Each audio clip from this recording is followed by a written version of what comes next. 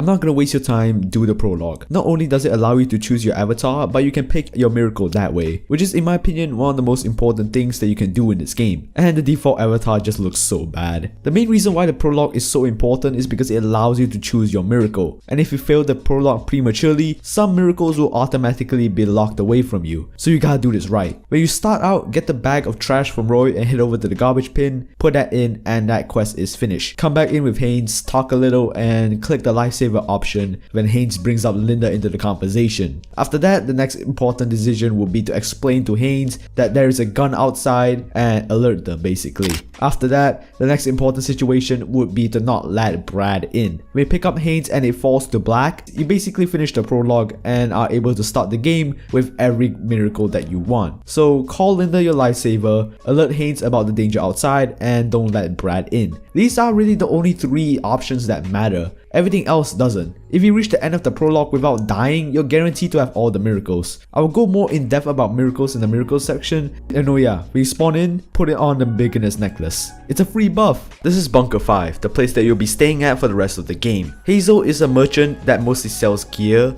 Linda at the pawn shop mostly sells food, and you're able to sell any items to her that you don't need for some spare change. These 2 merchants rotate their items every now and then, so you may not always get the equipment that you want. Inside the cabin, you're able to get a chest to store all your gears and items, as well as an option to pay for bedding, which costs 150 gold and removes debuffs and restores all stats. These stats don't include hunger, thirst, or sanity, just mana. The blacksmith is where you buy and enchant your gear. Pretty straightforward stuff, and enchanting only goes up to 15 and gets more expensive every enchant. These are the controls: shift to sprint, C to roll to get out of bad situations, F to parry, Q for the first miracle ability, R for the second, and T for the third. But that's just the basics. I'm gonna go a bit in depth now. Hunger, thirst, sanity, stamina, mana. These are the 5 stats that will help you in game. Hunger and thirst go hand in hand. They can be replenished by buying foods and drinks off of Hazel and Linda, and if they're above 50%, they give you some passive healing. Sanity is the same thing. Your sanity decreases whenever you kill enemies, but you can replenish it by just simply taking breaks from killing. And yeah, if it goes below 50, you won't get any passive healing. Stamina and mana are both locked at 10 for now. There's no way to increase it, by the way. Stamina is needed for every action that you do in this game except for walking. It replenishes quickly though, so don't worry on that. My tip for stamina is to not run unless it's necessary. A mistake that I see with a lot of people is that they run even if they don't have to. Running drains your stamina faster than what people might think, so I don't recommend doing it unless it's absolutely necessary. Mana is the blue bar right below stamina,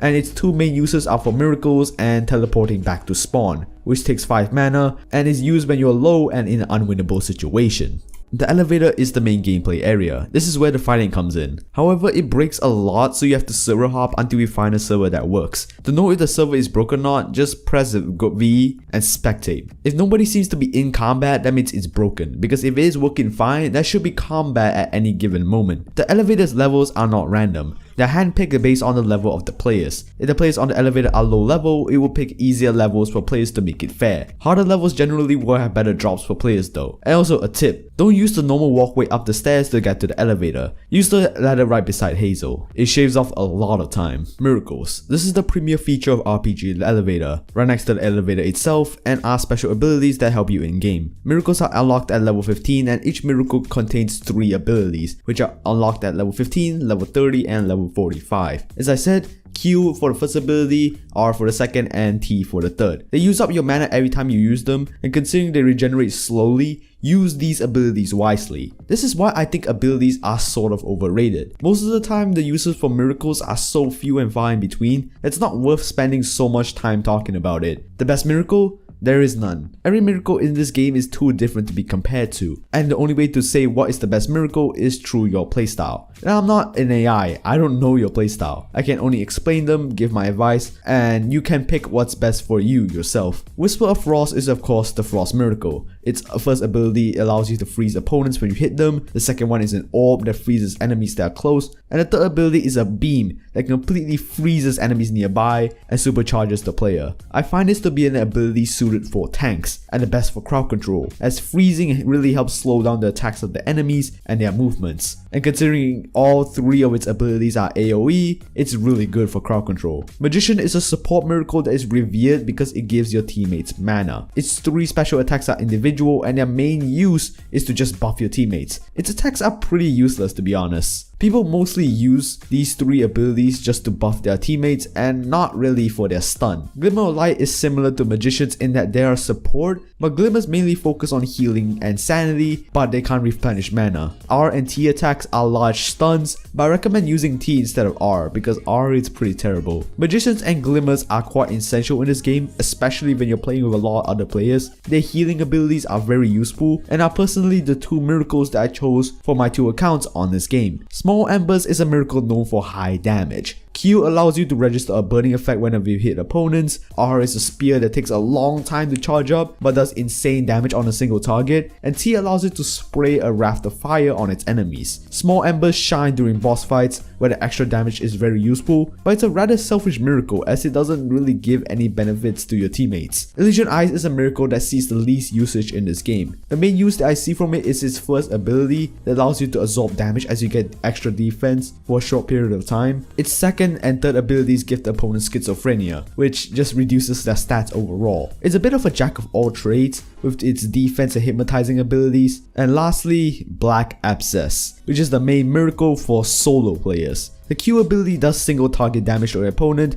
R allows the user to put down a smoke screen, allowing its user to dodge more attacks, and T, which is a heavy AoE attack. These abilities really help in doing damage, but like Small Embers, is a selfish miracle. So yeah, this is the summary. Frost is for tank players, Magician and Glimmer are for support, Magician leading towards mana and Glimmer leading towards health and sanity, Illusion Eyes is jack of all trades with defense and hypnotizing, and Black Abscess and Small Embers being damage dealers, which if you prefer overall damage, go with Small Embers, but if you like the idea of stealth and getaways, go for Black Abscess. A gentle reminder though, there is no best miracle, but the best group is a combination of all these miracles working together to make up for each of their shortcomings. Welcome to Equipment. This is the place to know about weapons, guns, armor, all those things. The blacksmith sells the base equipment that you're able to buy from with gold. These items won't be lost even if you die. However, the items that you receive at your journey do leave you once you die, so be careful of that. There are a couple classes of weapons. Faster weapons like daggers are great for solo bosses, as the DPS you receive from these weapons are higher than longswords. Longswords typically are better for crowd control, but come at a higher stamina cost. All the stats are straightforward except for Endure, which raises some questions. It's basically how many attacks you can get hit with until your attack gets cancelled. When you get hit but we have high Endure,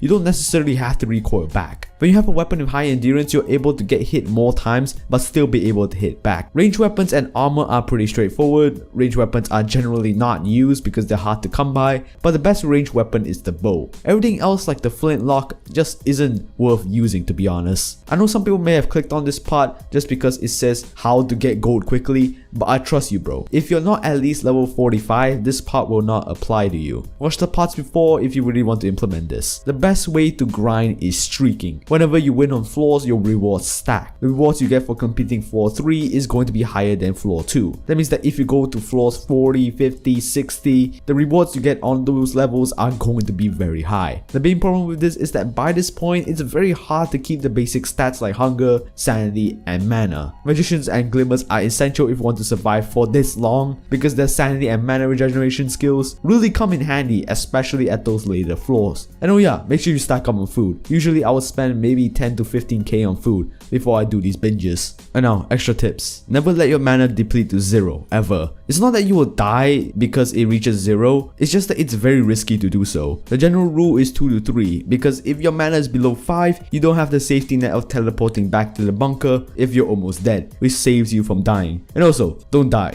You lose all the stuff you gain from the journey, and sometimes you even get debuffs, which you can sleep off at Linda's pawn shop. These debuffs actually ruin your stats. Play in groups. RPG Elevator is best enjoyed with friends in my opinion. Strategizing a squad with friends to play this game means that you're able to progress faster than a person playing with randoms, because that means that you'll be guaranteed a balanced set of miracles, floors that don't feel above or below your weight, and overall a much better experience. And please, Don't get mad at newer players. Don't ask them to leave the game if they are low level and you're just trying to get high level floors. This isn't a tip for the game, it's a tip for being a good human being. If you're desperate for high level floors, pay for a VIP. Simple as that. And yeah, that's about it. If you want to see the lore of RPG Elevator covered, I recommend watching my review on the game, which explains that in more detail. And yeah, I'll see you there.